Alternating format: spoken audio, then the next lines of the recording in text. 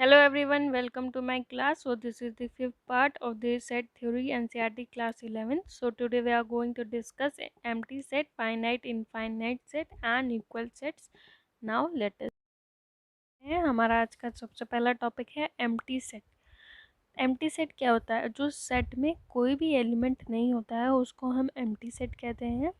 Empty set को हम null set भी बोलते हैं और वॉइड सेट भी बोलते हैं। मतलब जैसे कि सेट्स होते हैं जिसमें एलिमेंट होता है 1 2 3 4, तो वो उस सेट में एलिमेंट्स आते हैं। तो कोई भी ऐसा सेट जिसमें कोई भी एलिमेंट ना हो उसको हम एम्प्टी सेट कहते हैं। तो चलिए एक एग्जांपल देखते हैं।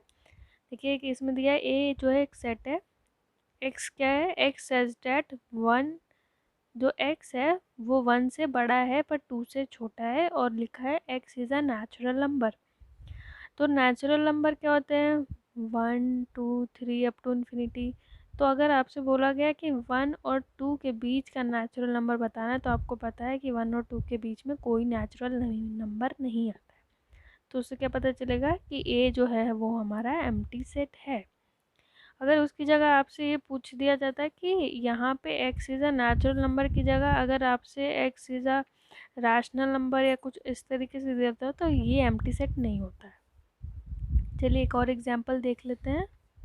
तो नेक्स्ट जो हमारा एग्जांपल है उसमें हमसे ये पूछा गया है कि एक सेट दिया है बी जिसमें एक्स जो एलिमेंट जो आ रहा है वो क्या है? X is an even prime number greater than 2। अब इवन भी होना चाहिए और प्राइम भी होना चाहिए, पर आपको पता है कि इवन प्राइम नंबर क्या होता है? वो सिर्फ 2 ही ऐसा नंबर होता है जो इवन प्राइम होता है। तो क्या हुआ? बी जो हो गया वो हमारा एम्प्टी सेट हो गया। ओके, चलिए हम नेक्स्ट टॉपिक है वो देखते हैं। नेक्स्ट टॉपिक है हमारा फाइनाइट एंड इनफाइनाइट सेट्स।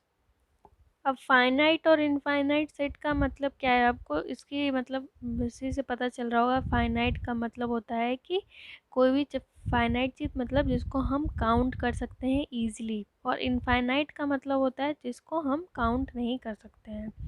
जैसे कि एक सेट दिया हुआ है ए जिसमें कितने कौन कौन से एलिमेंट है? 1 2 3 4 5। मतलब ये जो है इन कितने एलिमेंट्स आए? 5। तो हम ये काउंट करके बता सकते हैं कि ए में 5 एलिमेंट है।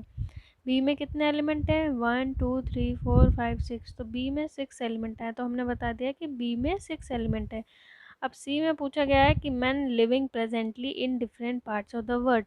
तो क्या अब हम इसको काउंट कर सकते हैं? इसको काउंट करना आसान नहीं, हम नहीं काउंट कर सकते हैं, इसलिए ये क्या हो जाता है? ये इनफाइनाइट। इसमें कितने एलिमेंट है? इनफाइनाइट होगा। ठीक है, अब इनको हम नंबर ऑफ एलिमेंट्स जो मतलब होते हैं उसको हम कैसे डिनोट करते हैं? नंबर ऑफ डिस्टिंक्ट एलिमेंट को हम डिनोट करते हैं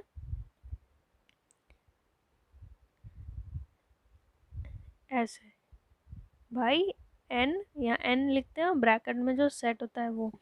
अब जैसे कि आपसे बोला गया है कि if N S is a natural number, N S is a, एक ये नेचुरल नंबर है।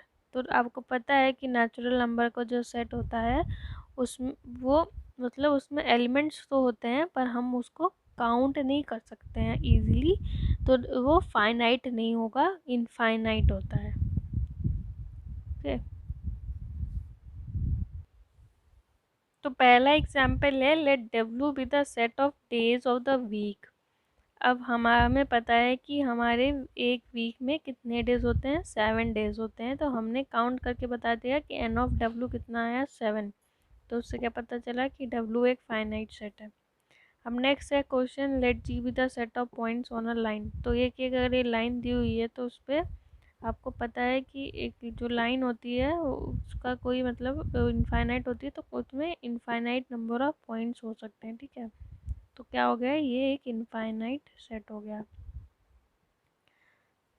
अब एक नोट है, जैसे कि आपको जब नंबर आप रोस्टर फॉर्म में जब लिखते हैं तो कैसे लिखते हैं? एक ब्रेसेस के फॉर्म में लिखते हैं। तो अगर फाइनाइट दिया होता है तो जैसे कि आपको बोला गया है कि एक सेट है वो उसमें 1 से 5 तक एलिमेंट्स हैं, तो आप 1 2 3 4 5 तक लिख देते हैं। ये फाइनाइट सेट के लिए होता है। पर अगर कोई इनफाइनाइट सेट दिया हुआ है कि सेट ऑफ नेचुरल्स नंबर, तो आप क्या करते हैं, पूरे एंड तक तो नंबर लिख नहीं सकते, तो आप क्या करते हैं, अब स्टार्टिंग के नंबर लिखते हैं, और जो ये लास्ट में 3 डॉट होते हैं, इसका मतलब होता है कि आगे के जितने भी एलिमेंट्स हैं, मतलब इससे प्रेसीड कर रहे हैं, वो इसमें आते हैं। ओके, चलिए अब नेक्स्ट है, अब हम एग्जाम्पल नंबर 6 जो है वो एनसीईआरटी बुक का वो सॉल्व करते हैं। तो पहला क्वेश्चन जो है हमारा, उसमें फाइनाइट और इनफाइनाइट आपको बताना है। तो पहला जो क्वेश्चन है, x belongs to n and x minus 1 and x minus 2 is equals to 0। तो जब हम इसको सॉल्व करेंगे तो x की वैल्यू आ जाएगी 1 और 2। तो सेट जो हमारा बन गया वो क्या बन गया, सेट ब्रेसेस में लिखेंगे 1,2। तो 1,2 क्या होता है, फाइनाइट, इसमें 2 एलिमेंट्स आ रहे हैं, तो ये फाइनाइट सेट हो गया। नेक्स्ट है x such that x belongs to n and x square is equals to 4। x belongs to n का मतलब है x एक नेचुरल नंबर है और x square is equals to 4।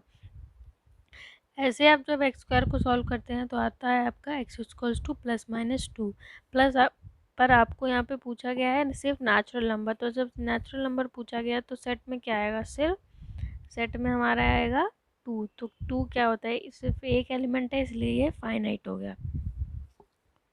Next example है x as that x belongs to n and 2x minus 1 is equals to 0। तो x की value हमारी क्या आएगी, 1 x की वैल्यू आ जाएगी 1/2 अगर इसको सॉल्व करेंगे।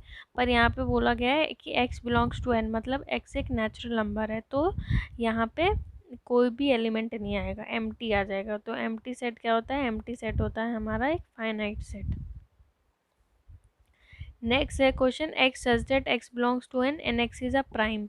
अब x जो है हमारा नेचुरल नंबर है और x प्राइम है, तो n क्या होता है, n होता है हमारा एक इनफाइनाइट सेट। और जब आपको प्राइम बोला गया है तो प्राइम जो होता है इसमें वो भी इनफाइनाइट होता है, क्योंकि आप जब सेट इनफाइनाइट है तो प्राइम नंबर भी आप काउंट नहीं कर सकते हैं, इसलिए ये वाला सेट भी इनफाइनाइट हो गया। नेक्स्ट क्वेश्चन है, x such that x belongs to n and x is odd. अब ऑड जब बोला गया है तो वो भी एक इनफाइनाइट है, क्योंकि नेचुरल नंबर का सेट दिया है तो ऑड नंबर हम काउंट नहीं कर सकते, ये भी इनफाइनाइट सेट हो गया। अब चलिए नेक्स्ट हम देखते हैं इक्वल सेट्स क्या होता है। इक्वल सेट्स वो सेट्स होते हैं जिसमें एलिमेंट्स जो होते हैं वो सेम होते हैं। जैसे कि कोई दो सेट दिया हुआ है, एक ए है और एक बी है।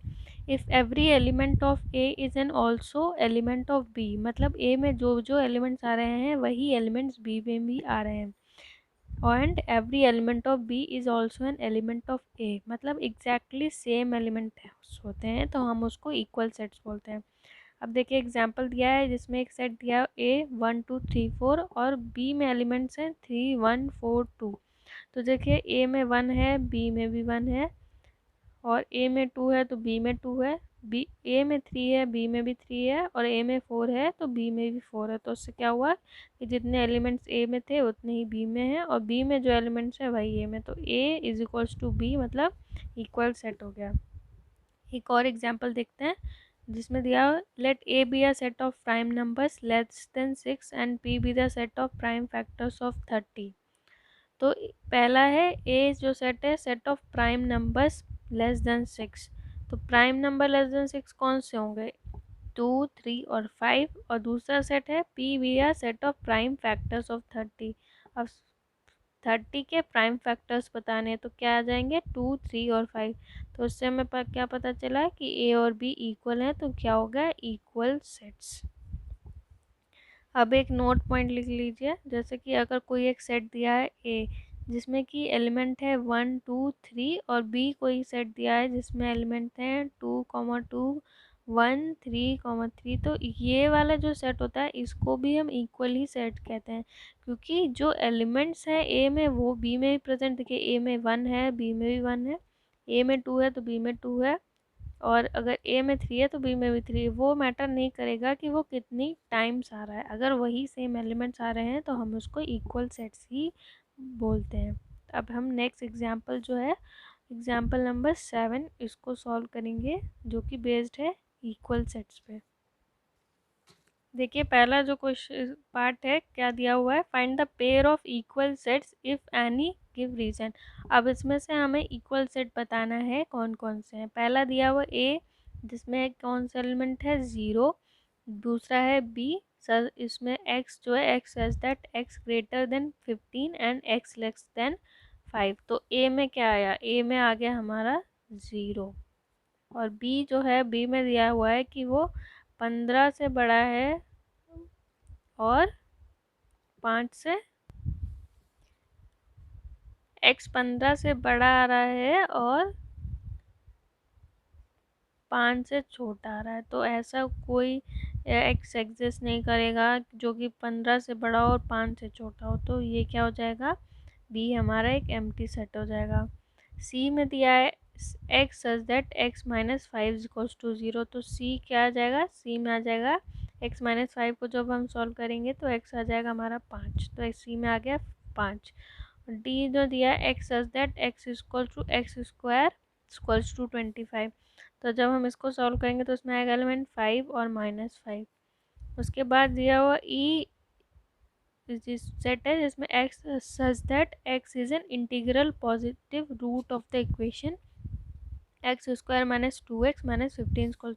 अब इसमें पॉजिटिव रूट पूछा है, तो जब इसको हम सॉल्व करेंगे ई को, पहले इक्वेशन सॉल्व कर लेते हैं। X square minus 2x minus 15 is equals to 0। जब इसका इक्वेशन सॉल्व करी तो वो देखिए क्या आएगा, x square minus 5x plus 3x minus 15। तो x minus 5 plus 3x minus 5, तो x की वैल्यू आ गई -3 और 5। अब इसमें हमें सिर्फ पॉजिटिव रूट पूछा था, तो ई में क्या आ गया 5। तो एक में एलिमेंट है 0, बी में एम्प्टी सेट है, सी में एलिमेंट है 5 और डी में है 5 और -5 और ई में है 5। तो इसमें से इक्वल सेट कौन सा बन रहा है, सी। और ई जो है वो only pair of equal sets हैं, बाकी कोई भी इक्वल सेट में नहीं आ रहा है। अब नेक्स्ट क्वेश्चन देखते हैं। नेक्स्ट क्वेश्चन में क्या पूछा है, which of the following pairs of set are equal, justify your answer. अब ये दो पार्ट दिए हुए हैं, इसमें से हमें पूछा गया है कि कौन सा पेयर जो है इक्वल है। X such that the set of letters in alloy and B the set of letters in loyal. अब एक्स में set of letters in alloy जब आपसे पूछा गया है तो आप क्या बताएंगे,